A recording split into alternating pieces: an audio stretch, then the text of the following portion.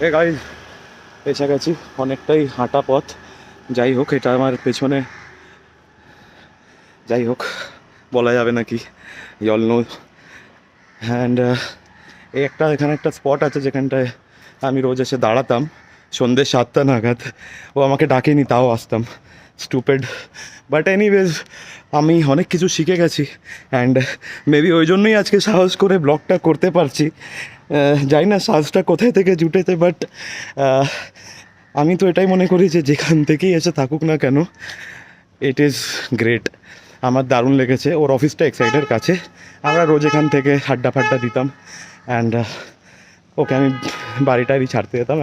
অনেক ঘটনা, বাট যাই হোক, ব্যক্তিগত ব্যাপার এটাই যে তোমরা যদি আরও বেশি অনেক কিছু জানতে চাও এই ব্যাপারে, তো definitely like comment subscribe definitely করো। সাবস্ক্রাইব করা যায় না, ইনস্টাগ্রামে ছাড়বো, বাট তাও ফলো করে নিও if you like, otherwise it's all right.